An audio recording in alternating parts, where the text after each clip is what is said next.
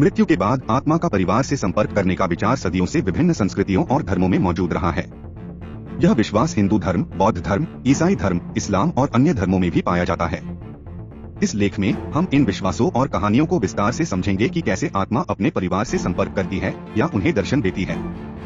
हिंदू धर्म में आत्मा और पूर्वजों का संपर्क। हिंदू धर्म में यह माना जाता है कि मृत्यु के बाद आत्मा यमलोक जाती है, जहां उसके कर्मों का लेखा जोखा किया जाता है। पितृपक्ष के दौरान पूर्वजों की आत्माएं धरती पर आती हैं और अपने वंशजों से संपर्क करती हैं। यह समय उन्हें श्राद्ध और तर्पण के माध्यम से संतुष्ट करने का होता है।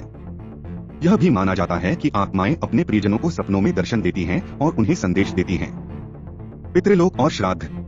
पितृलोक वह स्थान है जहां आत्माएं मृत्यु के बाद जाती हैं और अपने परिवार से संपर्क करती हैं। श्राद्ध एक महत्वपूर्ण अनुष्ठान है जिसमें आत्माओं की तृप्ति के लिए अन्न और जल अर्पित किया जाता है। यह माना जाता है कि श्राद्ध के दौरान आत्माएं अपने परिवार के सदस्यों से मिलती हैं और उनसे आशीर्वाद प्राप्त करती हैं। इस प्रक्रिया में आत्माएं अपने परिवार की रक्षा करती हैं और उन्हें सुख समृद्धि प्रदान करती हैं। सपनों में आत्मा का संपर्क। कई लोग यह दावा करते हैं कि उनके प्रियजन उनकी मृत्यु के बाद सपनों में आते हैं। यह सपने आत्माओं का एक माध्यम हो सकता है जिसके माध्यम से वे अपने परिवार को संदेश देते हैं। ये संदेश विभिन्न प्रकार के हो सकते हैं, जैसे कि कोई चेतावनी, मार्गदर्शन या स्नेह की अभिव्यक्ति।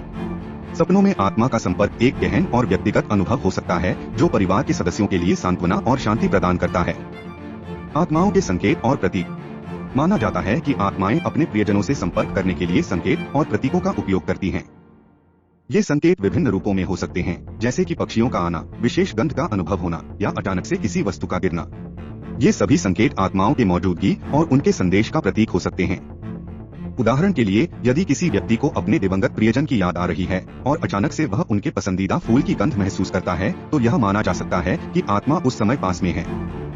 माध्यमों के माध्यम से आत्मा का संपर्क।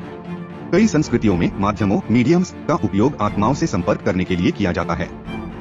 माध्यम एक ऐसा व्यक्ति होता है जो आत्माओं से संपर्क स्थापित करने में सक्षम होता है और उनके संदेशों को जीवित लोगों तक पहुंचाता है। यह प्रक्रिया विभिन्न प्रकार की हो सकती है, जैसे कि ट्रांस माध्यम, मानसिक माध्यम या स्वचालित लेखन। माध्यमों के माध्यम से आत्माओं के संदेश प्राप्त करना कई परिवारों के लिए एक सांत्वनादायक अनुभव हो सकता है। पारिवारिक रीति रिवाज और आत्मा का संपर्क।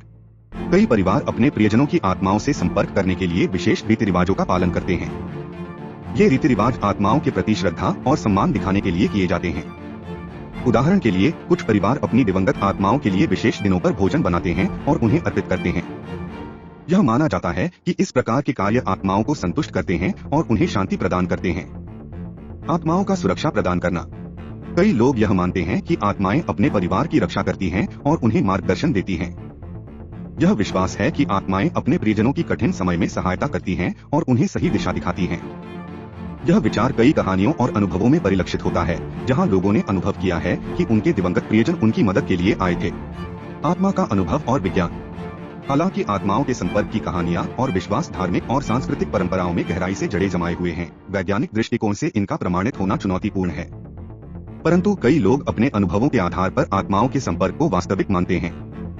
यह अनुभव व्यक्ति के मनोवैज्ञानिक और भावनात्मक स्थिति पर निर्भर करता है।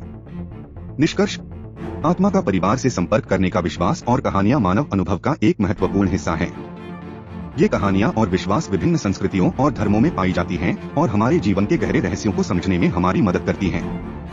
आत्माओं के संपर्क की अवधारणा हमें यह सिखाती है कि मृत्यु के बाद भी हमारे प्रियजन हमारे साथ रहते हैं और हमें मार्गदर्शन और सुरक्षा प्रदान करते हैं। चाहे यह विश्वास धार्मिक हो या व्यक्तिगत, आत्माओं का संपर्क हमारे जीवन में सांत्वना और शांति लाने में सहायक हो सकता है।